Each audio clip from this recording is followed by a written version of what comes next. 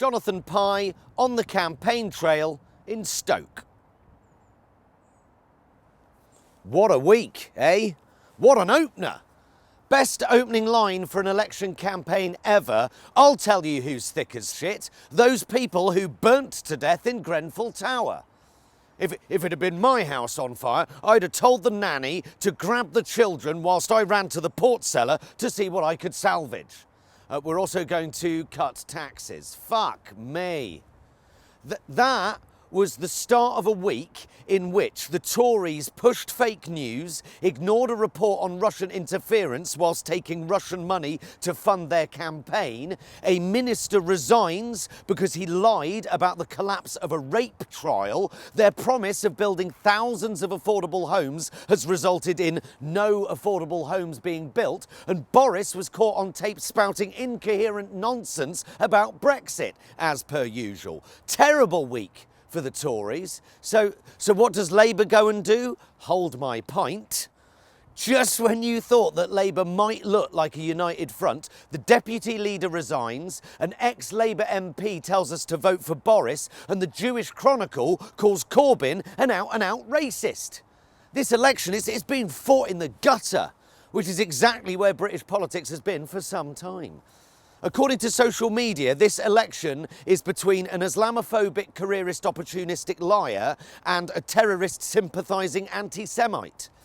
Or Jo Swinson, who is a woman. Yay, vote for me, I'm a woman. Yeah, she is like an annoying sixth former, Jo Swinson, and if you don't include me in the TV debates, you're a sexist because I'm a woman and women are great. Yeah, agreed. Most of them are. It's just the ones who end up being prime ministers usually turn out to dismantle the welfare state. You're not in the debate because you're not going to be the next prime minister. It's got nothing to do with sexism, so pipe down, sugar tits.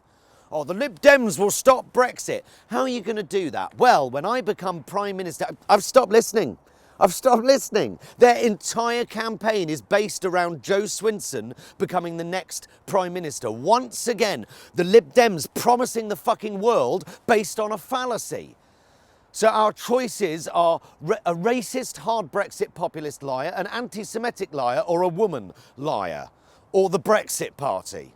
Or the Greens, who've pledged £1 trillion a year to save the whales and bring unicorns back from extinction. Speaking of whales, they can either vote for the lying rape trial guy or the Welsh one. Yeah? If you're Northern Irish, it's either the stony-hearted DUP or Sinn Féin, aka the IRA. And in Scotland, you can either vote SNP or lie and just say that you vote SNP. Let's be honest, right? Our next Prime Minister is Boris or Jeremy. How fucking British is that, right? So either Jeremy has to convince us that he's not a racist and that a vote for him isn't a vote to take us back to the 70s with 3-day weeks and trade union strikes and hairy fannies in porn films, or Boris has to convince us that he's not a racist and then hoodwink a nation into thinking that him and his Etonian mates are normal human beings as opposed to disconnected, entitled, self-serving parasites. Well, it's still all to play for. It's been a rough ride this week for both major parties. It feels like the momentum, however, is back with the Conservatives after a difficult...